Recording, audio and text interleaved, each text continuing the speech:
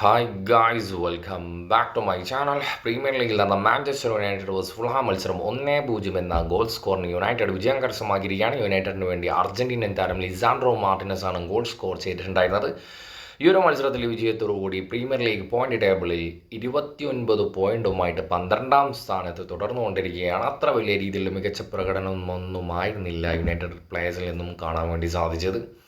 എനിക്കൊന്ന് റീസെൻ്റ് അവസാനം കളിച്ച ആ ഒരു മാച്ചിൽ അതിനേക്കാൾ അധപ്പതിച്ചു പോയ രീതിയിലായിരുന്നു എനിക്ക് പേഴ്സണലി ഒരു ഗെയിം പ്ലേ കാണുന്ന സമയത്ത് തോന്നിയിട്ടുണ്ടായിരുന്നത്. ഫസ്റ്റ് ഹാഫിലേക്ക് വരുന്ന സമയത്തൊന്നും യാതൊരു ഇത് ഇമ്പാക്റ്റും യുണൈറ്റഡിൻ്റെ ഭാഗത്തു നിന്ന് കാണാൻ വേണ്ടി സാധിച്ചില്ല. ഫുൾഹാം ആയിരുന്നു.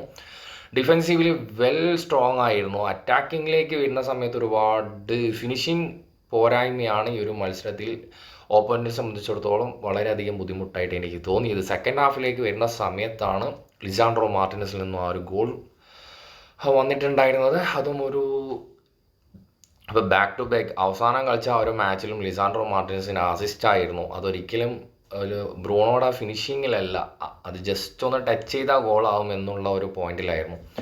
അതിനു മുന്നേ സിറ്റി ആയിട്ടുള്ള മത്സരത്തിലും സെയിം ആ ഒരു പാസ് തന്നെയാണ് ലിസാൻഡ്രോ മാർട്ടിനസിലും കാണാൻ വേണ്ടി സാധിച്ചത്. ഈ ഒരു മത്സരത്തേക്ക് വരുമ്പോൾ ഡയറക്റ്റ് ഗോളായി ജസ്റ്റ് ഓപ്പോണൻറ്റിൻ്റെ ദേഹത്ത് തട്ടിയിട്ടാണെങ്കിലും മാർട്ടിനസ് തന്നെയാണ് സ്കോർ ചെയ്തത്.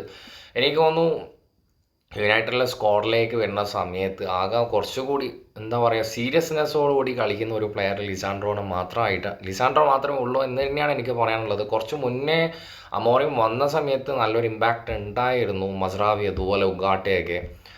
പിന്നെ എന്തൊക്കെയാണ് സംഭവിച്ചതെന്ന് മനസ്സിലാവുന്നില്ല. ഇപ്പോൾ പഴയ ഒരു ഫോമിലേക്ക്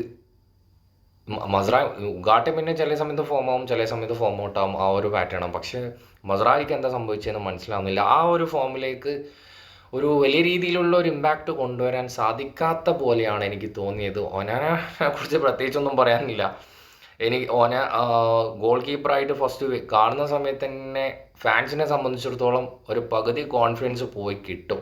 കാരണം പുള്ളിക്കാരൻ്റെ പെർഫോമൻസ് അങ്ങനെയാണ് റീസെൻ്റ്ലി നമ്മളെല്ലാവരും കണ്ടുകൊണ്ട് വരുന്നത്. എനിക്ക് തോന്നുന്നില്ല അമോറിമിൻ്റെ ഭാഗത്തും ചാട്ടാറിൽ അടി കിട്ടി കഴിഞ്ഞാലും യുണൈറ്റഡ് പ്ലേയേഴ്സിൻ്റെ മെൻറ്റാലിറ്റി മാറാനുള്ള ഒരു സാധ്യതയും ഇപ്പോൾ വലിയ രീതിയിലുള്ള പ്രശ്നങ്ങളാണ് ഡ്രസ്സിങ് റൂമിൽ ഉണ്ടായത് എന്നൊക്കെയാണ് അറിയാൻ വേണ്ടി സാധിച്ചത്.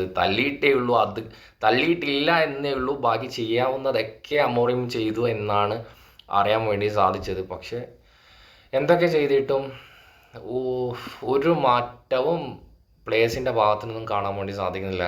ഒരു പ്രതീക്ഷയും വേണ്ട എന്ന് തന്നെയാണ് പറയാനുള്ളത്. തട്ടിമുട്ടി ജയിച്ചു പോയി കഴിഞ്ഞാൽ ചിലപ്പോൾ ടഫ് വർക്ക് കിട്ടിയാലോ ഒരിക്കലും പ്രതീക്ഷിക്കേണ്ട. ജസ്റ്റ് എന്താ പറയുക, പ്രതീക്ഷയ്ക്കുള്ള ഒരു വകയും പ്ലേയേഴ്സിൽ നിന്നും കാണാം. ഇതുവരെ എന്തൊക്കെ ചെയ്തിട്ടാണെങ്കിലും അവസാനം ഒരു ഹോപ്പ് ഉണ്ടായിരുന്നു. ആർസണലിൻ്റെ ആ ഒരു മാച്ചിൽ വളരെ നല്ല ഹോപ്പ് ഉണ്ടായിരുന്നു, ടോപ്പ് 4ലേക്ക് എത്തുന്നുള്ള വളരെ വലിയ പ്രതീക്ഷ തന്നെ ആയിരുന്നു. പക്ഷേ സ്റ്റിൽ അഗെയിൻ പഴയ ഫോമിലേക്ക് തന്നെ യുണൈറ്റഡ് പോയിക്കൊണ്ടിരിക്കുകയാണ്. പിന്നെ എനിക്ക് ഇപ്പോൾ ഗർണാച്ചോ ഓൾമോസ്റ്റ് പോകും എന്ന് തന്നെയാണ് അറിയാൻ വേണ്ടി സാധിച്ചത്. പകരം ആരെ കൊണ്ടുവരും എന്നുള്ളത് ഇപ്പോഴും ചോദ്യചിഹ്നമാണ്. റൂമേഴ്സ് പോലും ഒരു പ്ലേയേഴ്സിനെ കുറിച്ച് ഇതുവരെ ഒരു റൂമേഴ്സ് വരെ പറയുന്നതില്ല. കാരണം വിങ്ങിലുള്ള ഒരു പ്ലെയറാണ് പോകുന്നത്, ലെഫ്റ്റ് വിങ്ങായിട്ട് കളിക്കുന്ന 2 പ്ലെയർ. റാഷ്ഫോർഡും ഓൾമോസ്റ്റ് പോകാനുള്ള സാധ്യത, റാഷ്ഫോർഡ് എന്തായാലും പോകാനുള്ള സാധ്യത വളരെ കൂടുതലാണ്. കാരണം റീസെൻ്റ്ലി ആ ഒരു പ്രശ്നത്തിന് ശേഷം റാഷ്ഫോർഡിന് ഗെയിം ഇതുവരെ കളിക്കാനുള്ള അവസരം കൊടുത്തിട്ടില്ല. അപ്പോൾ എന്തുകൊണ്ടും റാഷ്ഫോർഡ് പോകാനുള്ള സാധ്യത വളരെ കൂടുതലാണ്. ഈ 2 പ്ലെയർ പോയി കഴിഞ്ഞാൽ അടുത്തത് ആര് എന്നുള്ള ചോദ്യത്തിന് ഇതുവരെ മാനേജ്മെൻറ്റിനും ഒരു ആൻസർ കിട്ടിയിട്ടില്ല എന്ന് തന്നെയാണ് ഞാൻ വിശ്വസിക്കുന്നത്.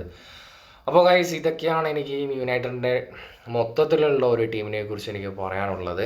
അപ്പോൾ ഭാഗ്യത്തിന് എന്തൊക്കെയെങ്കിലും സംഭവിച്ചു, ആ ഒരു കോൺഫിഡൻസ് മാത്രം മതി എന്ന് പറഞ്ഞുകൊണ്ട് ഞാൻ ഈ ഒരു വീഡിയോ അവസാനിപ്പിക്കുന്നു. നെക്സ്റ്റ് വീഡിയോയുമായി വീണ്ടും കാണാം.